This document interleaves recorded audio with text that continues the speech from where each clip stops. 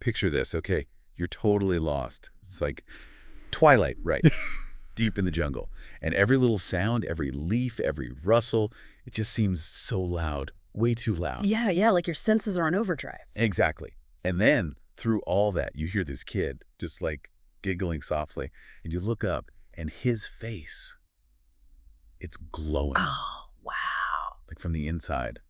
His eyes, they have this weird, unnatural light. It's creepy, right? Super creepy. Sends chills right down your spine. Well, that scene, it's straight out of this short story we're diving into today. It's called The Cursed Innocence.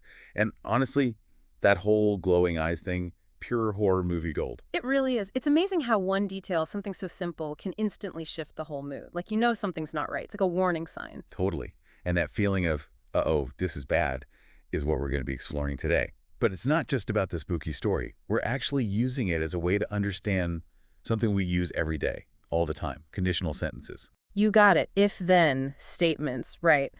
We have this great explanation of all the different types, and we'll be looking at them alongside the story. It's really cool because we get to see how these grammatical structures, which can seem kind of boring in a textbook, can actually create so much suspense and atmosphere. Right, exactly. So let's jump into The Cursed Innocence. Yeah. Our main guy, Arjun, he's lost, wandering in this unfamiliar part of the jungle, and almost immediately, the story throws us a curveball. It says if he had checked his map earlier, he wouldn't have ended up in this unknown part of the jungle. We're already seeing a glimpse of what could have been. Yeah, that alternative reality. Love it. Right. And then he meets this mysterious kid who says, if you follow me, I can take you to my house. Seems harmless enough on the surface. It does, doesn't it?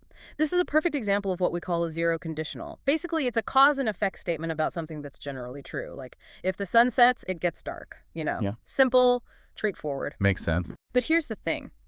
Knowing what we learn later about this creepy kid, that simple offer takes on a whole new meaning. It's almost sinister, like a trap disguised as help.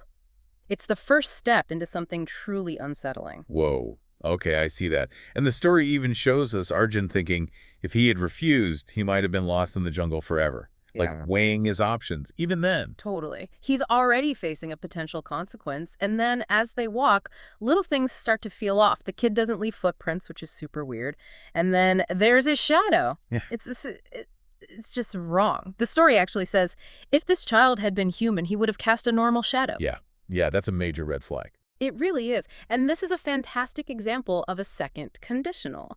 It deals with unreal or hypothetical situations. Things that are impossible or very unlikely. We're not talking about regrets about the past, like, if I had done this differently, it's about the present. If this child had been human, but he's clearly not. It's a brilliant way to highlight the strangeness of the situation. It's no longer just maybe something's a bit off, it's full-on supernatural. What do you think? Oh, it's creepy. Like the way it's worded, it just emphasizes how impossible the whole thing is. And it's getting worse, right? The kid's eyes start glowing and he says this really eerie thing. If you leave, I will be very sad. Okay, yeah, that's the first conditional. It's all about real possibilities in the future. Like, if I eat all that cake, I'll probably get a stomachache. Simple, right? But in the story, it's more like a threat. Oh, totally. Like, I will be very sad. But what does that mean for Arjun? Not good, I bet. Exactly. It hints at some seriously bad consequences if he tries to leave. And again, the simple way it's phrased, it's almost scarier. It's not a big dramatic outburst. It's quiet and menacing. Yeah. And later on, there's this line, almost like a sigh of regret. Had he chosen a different path, he would have avoided this nightmare.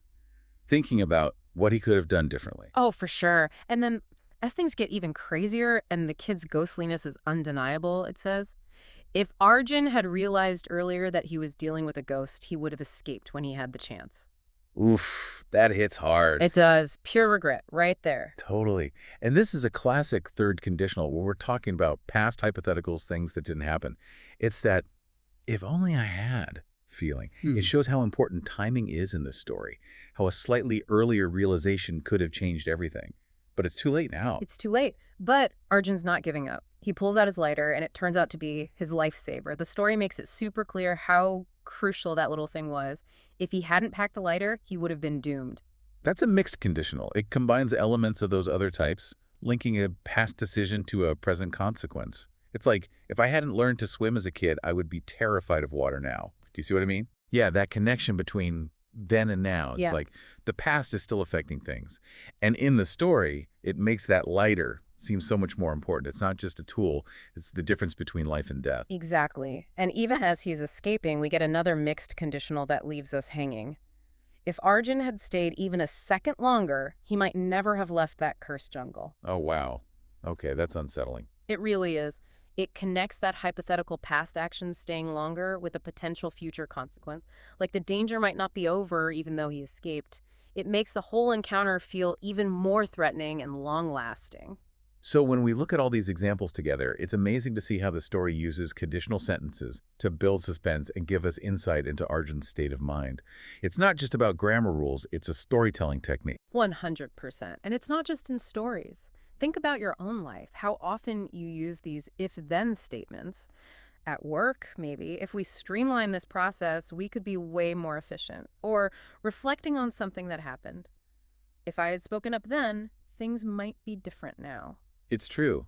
We're constantly using them to think about possibilities, make plans, or express regrets. And that's the key takeaway, right? It's not about memorizing grammar terms. It's about recognizing that these conditional sentences are tools we use to make sense of the world and all the what-ifs that come with it. Well said. And as The Curse of Innocence shows us, they're also really effective tools for writers, especially when they want to create a creepy atmosphere or keep us on the edge of our seats. Absolutely. And this brings up something pretty interesting for you to think about, dear listener. Have you ever had a moment in your own life, a big what-if moment? Think about the different choices you could have made and how those choices might have led to completely different outcomes. Ooh, yeah, I like that. It makes you realize how much power those what-ifs can have. Thanks for joining us on this deep dive. Until next time. See you then.